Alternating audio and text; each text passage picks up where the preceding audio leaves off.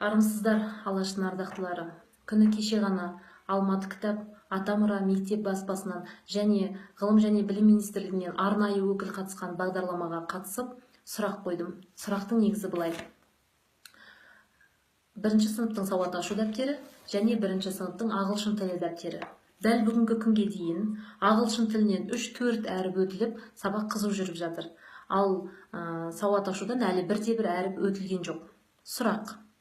Бірінші сыныптың оқушысы Қазақстан Республикасының азаматы бола тұра, осы мемлекеттің ресми тілі қазақ тілі бола тұра, өзі қазақ бола тұра, неліктен алғашқы сауатын ана тілінде емес, ағылшын тілінде ашуы керек?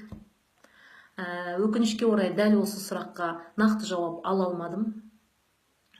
Дегенмен көптеген жауаптар келіп жатады. Әлемдік стандартқа сай болуымыз керек, я болмаса дамыған мемлекеттердің қатарынан болуымыз керек дейді. Бірақ әлемде дамыған бірде-бір мемлекетте бірінші сыныптан бастап 3 тілді бірдей қатар оқытпайды. Жалпы мен өз басым, жеке басым 3 тілділікке қарсы емеспін.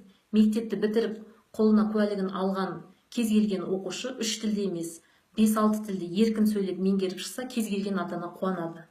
Ал енді бірақ алғаш мектеп табалдырығын аттаған бірінші сыныптың оқушысына бірінші сыныптан бастап өзінің ана тілінде әлі сауатын ашпаған, өзегі қалыптасып діңі қатпаған, ұлттық құндылықтарды бойына сіңірмеген балаға өзге тілді бірден оқытуға, яғни 3 тілді қатар оқытуға жеке өз басым қарсымын.